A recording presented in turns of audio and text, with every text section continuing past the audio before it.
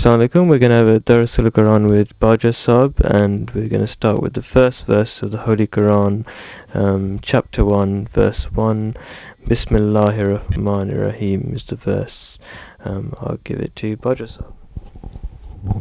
Assalamu alaikum warahmatullahi wabarakatuh.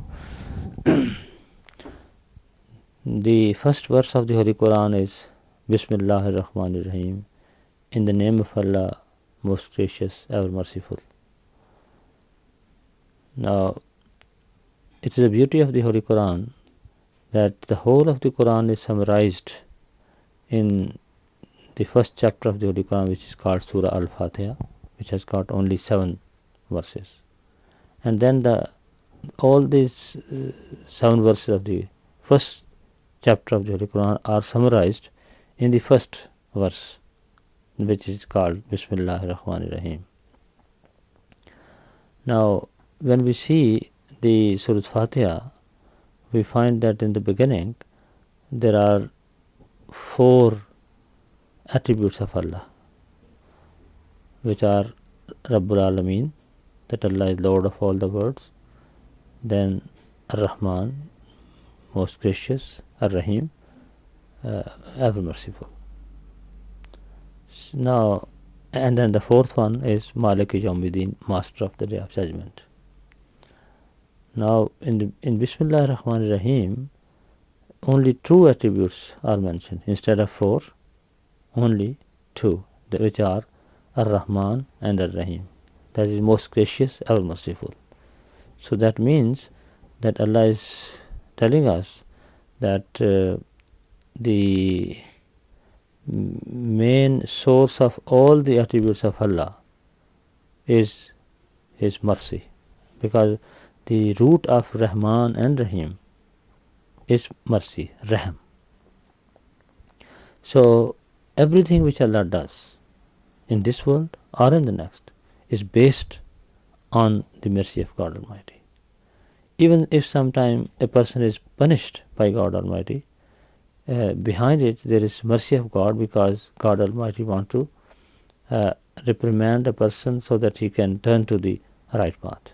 It's just like as the mother sometime gives some punishment to the child, not because she is really harsh to the child, because the main reason is that she wants that the child should be should go to the right path and should not do the wrong thing. So always we should remember, whatever happens to us, it is the grace and mercy of Allah the Almighty.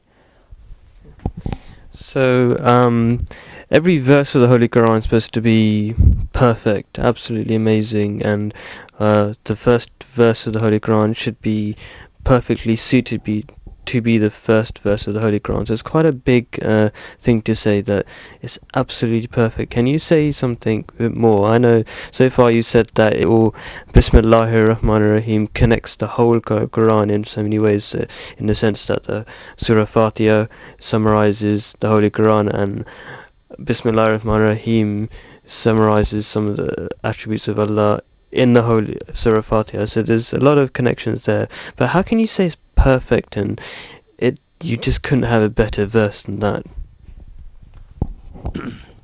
You see, the first thing is that we say in the name of Allah. Now Allah is a very unique name. This is the personal name of God Almighty, whereas all other names are attributive names. For example, Ar-Rahman, which means most gracious, Ar-Rahim, which means ever merciful, they are attributive names. And similarly, there are many other attributes named in the Holy Quran, and also some of them are mentioned in the Hadith. And generally Muslims understand, and according to one Hadith, there are 99 names of Allah the Almighty, but they are all attributive names. The personal name of God is Allah. Now, the meaning of Allah is that a being who is free from all kind of defects and who possesses all kind of good attributes. Everything which good is good, it is found in him, and everything which is bad, he is free from that. So that means that word Allah alone, you see, is such word which is unique because it gives you the perfect definition of God Almighty. There is no other word which you can think of about God, because sometimes people can ask you, what is the definition of God? So Islam alone gives you this perfect definition, and when we say that, it's not that we are just making a story ourselves. It is explained in the very beginning of our prayer when we say Subhanakallahumma wa bihamdika, which means Subhana is that Allah is free from all defects. And then we say wa bihamdika. Hamd means praise, that He possesses all kind of good attributes. This is why He is praised.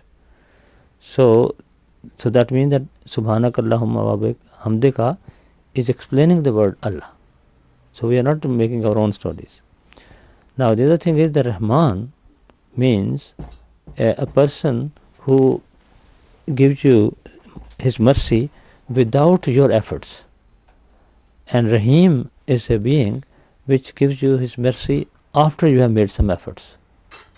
So this is the difference. Now Rahman means that Allah has provided the provision of life to everybody, whether He has done, which means that it is for everybody. And even before our birth, you see, all the arrangements which Allah made for our provision, all those come under the attribute of Rahman.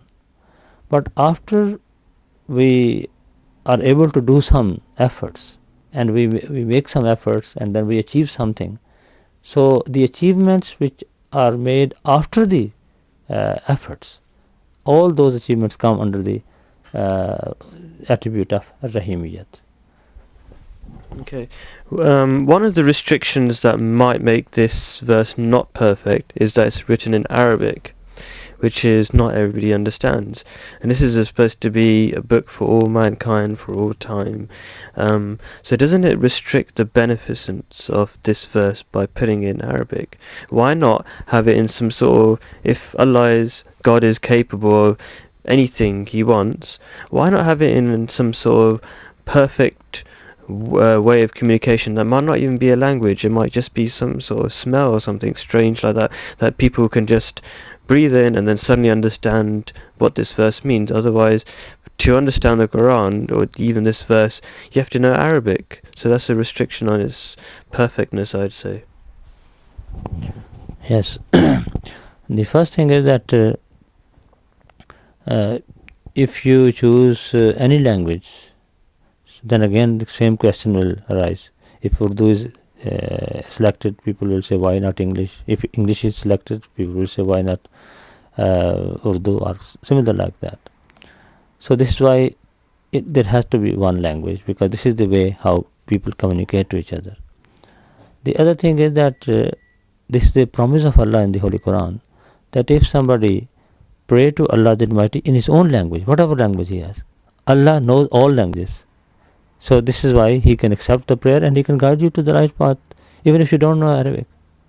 After all, you know that how many people have accepted Islam although they didn't know Arabic language. How many people in China, people in India, people in Afghanistan, and so many at Turkey, they didn't know the Arabic language. But you see, because they prayed to Allah the Almighty with earnestness, with sincerity, with love, so God Almighty accepted their prayer and they were guided to the right path.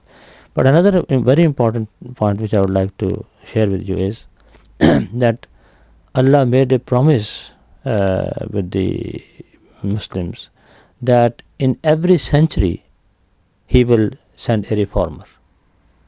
A reformer means a person who will be appointed by God Almighty.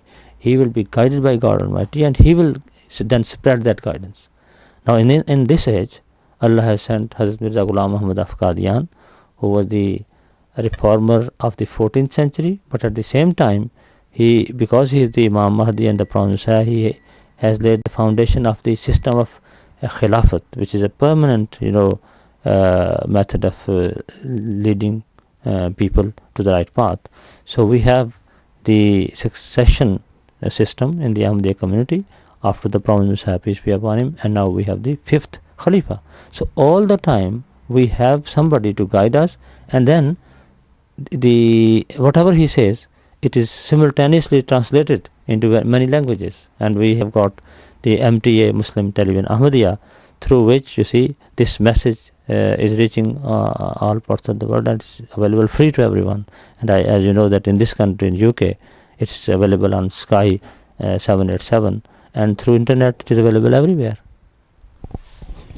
Okay, so you've explained that even though it's in Arabic, Allah managed to guide people whichever their language, and that's not really something that stops people from understanding Islam and even the Holy Quran. But still, the fact is that Allah could have made it even easier by bypassing any language and making his own system just for the Quran to make it absolutely perfect.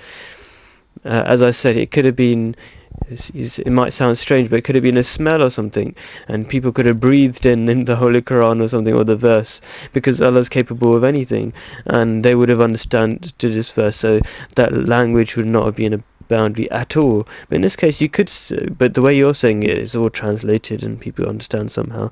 There's still some sort of boundary, wouldn't you say, to understanding this perfect verse, because it's in Arabic?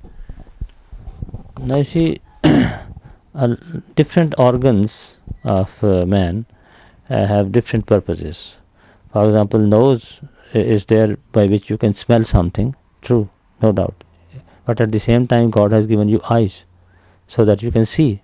So the work which can be done with eyes cannot be done with your nose, and the work which can be done with your ears cannot be done with your eyes, you see. Similarly, Allah has given us brain. So the brain has to be used.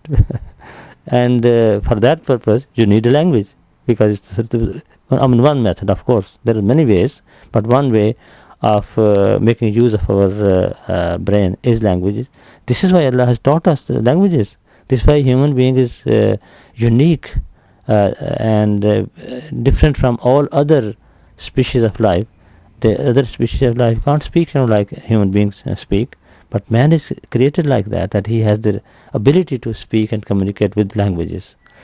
So this is why, after all, we have to make use of the language and also our brain, and this is why Allah Ta'ala has used this language. But as I have said, that whatever language you have, you can communicate with God Almighty. And God says, this is a promise in the Holy Quran, that we will, those who will ask guidance from us, we will definitely guide them to the right path. So there is no difficulty of languages at all.